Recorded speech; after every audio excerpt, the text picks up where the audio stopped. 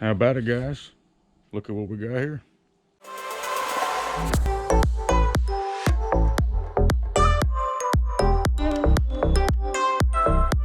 Had some folks asking me, what's up with the boat? What's up with the boat?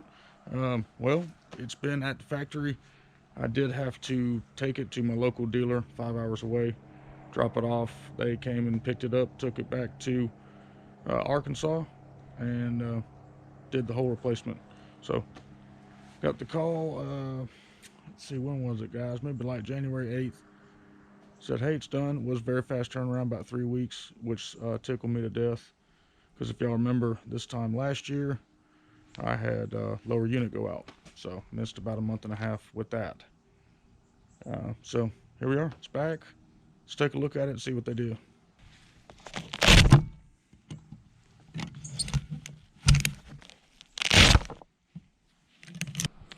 All right, y'all, here it is. So basically what they did is unbolt the motor and the trolling motor and the console and just put a brand new boat on it. It's got brand new carpet in it. The compartments are brand new. You can see that it's got the improved lip design 2022.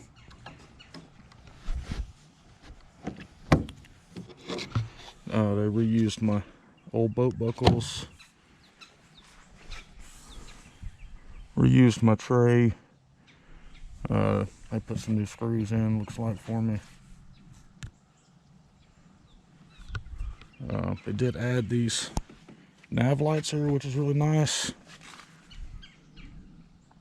I don't have to worry about toting that pole around anymore. Updated the center box and installed these speakers for me, so that was pretty cool of them. You see, I've been in here messing around, but I had these speakers. One was hanging under the console there, and the other one was kind of jerry-rigged into a ammo can, plastic ammo can mounted over there under the console. I just threw them in there, nothing special, and they went ahead and mounted them in there. It's pretty nice of them. Yeah, that's the updated box.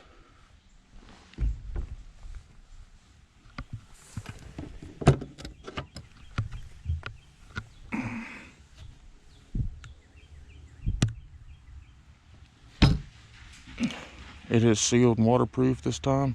It does have that nice raised lip.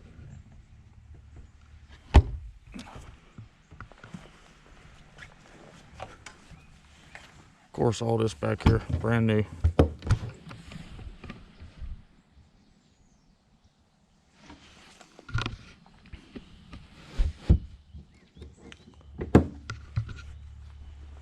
They did nice little touches, like adding that in there for my jack plate. You know, the boat's crisp. They didn't really do anything with a trailer. That's fine.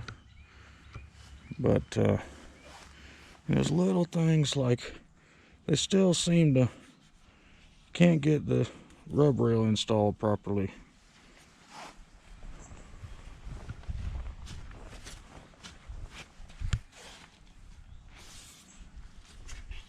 It's just, you know, little annoyances, but they did upgrade this. When I first had the boat, this was kind of up here, and it kinked the fuel delivery hose.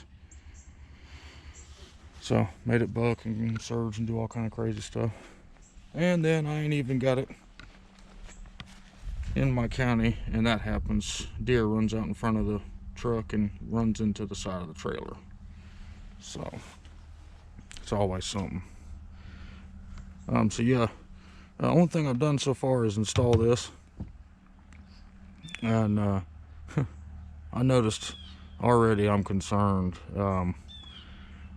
Hooked everything up, plugged it in, didn't power on. So I start looking around for wiring issues, stuff like that, and they've got all the power and grounds going here and here plugged into the power side of the bus. I'll show you a little clip here. You got two different buses, power and ground, right? And this is my power wire to my unit, fuse block, power wire, ground. You see they've got power hooked up here and hooked up right there. Awesome. But that's already got me worried. So I hadn't even put the boat in the water, and we've already got wires that are installed wrong. And the other thing too is not a drop.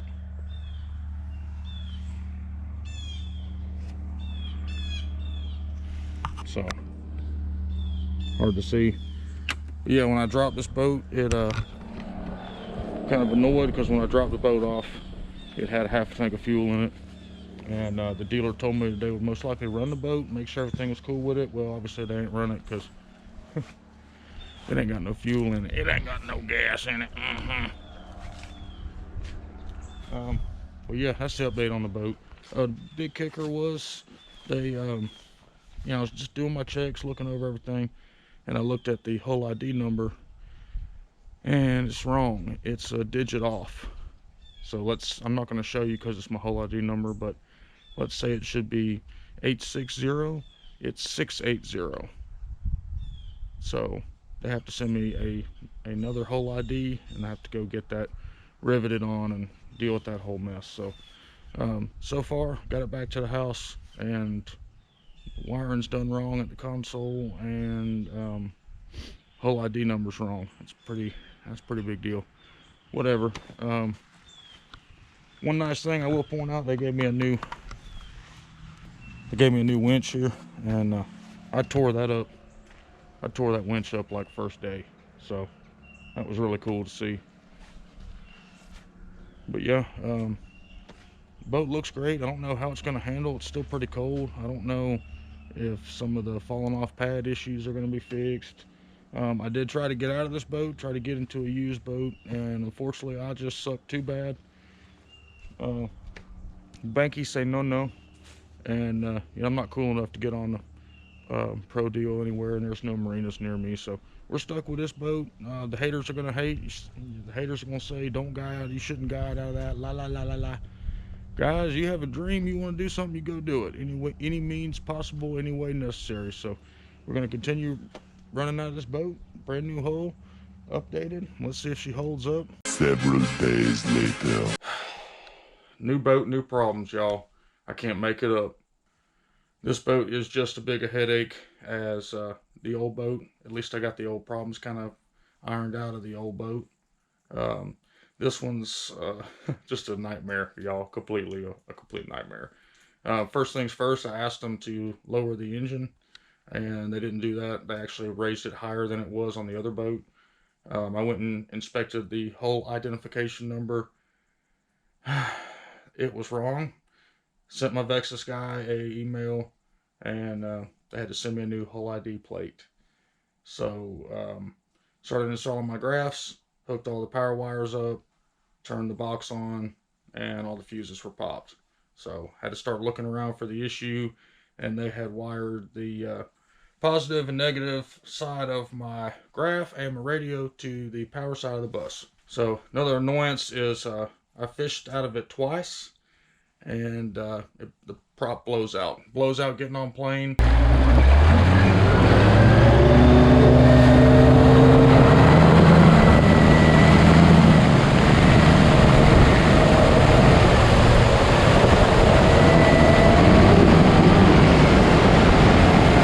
You can't trim it up more than a quarter. You have to run the boat pretty much all the way down to get the prop to bite. Even more annoying as, you know, again, I asked them, please put the engine all the way down. So currently right now it's at the shop getting the engine lowered and getting the whole ID number put on. The two times that I did take it out, the second time I had a trim issue. Long story short, that was a nightmare to diagnose. Basically, the engine control unit was sending out 12 volts to the up and down circuit going to the relay module, which was preventing any kind of operation whatsoever. that was fixed with a capacitive discharge, which is removing the positive and negative leads off of your battery, touching them together off the battery, of course. So you basically just take your ends and you touch them together, and what that does is clears out all the capacitors, basically resets your memory and all the electronics on the boat, at least the engine or whatever you're touching together. That can fix a lot of issues. I fixed a lot of cars that way, and just so happened when I did that, everything started working again. So still trying to figure out that issue. I did have half the boat torn apart, making sure that there was no shorts or the wiring was done right, because once you see that they can't wire a graph to the bus properly, you get scared about everything else in the boat. Another thing I noticed when I took it out is my bilge pump was cutting on again.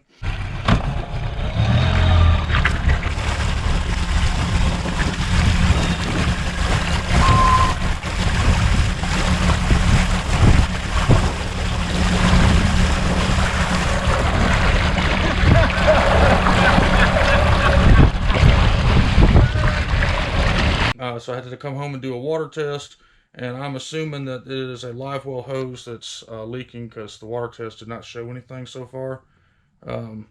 Guys, the whole point of this is, daggum, like, we just got it back from the factory, and I hadn't even been able to fish out of it because it's unfishable right now. It's really not even good for the motor to be driving it like this. So that's why I'm in the tackle shed talking to y'all. Excuse the mess. I've been trying to get the boat put back together.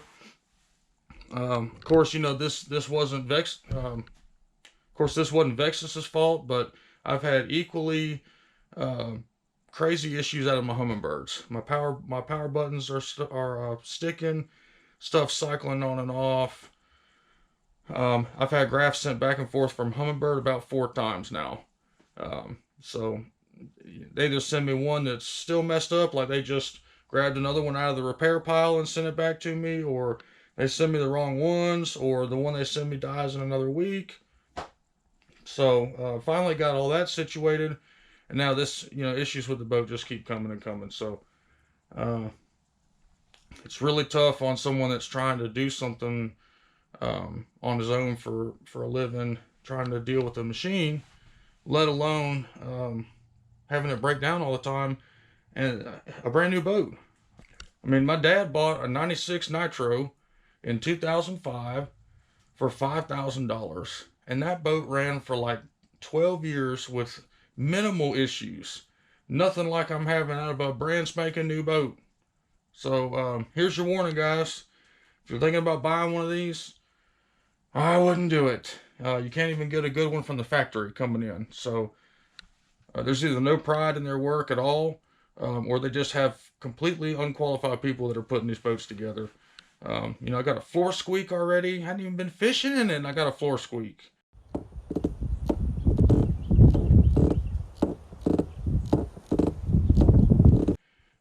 They did raise the lips and do some improvements. I mean, that's cool.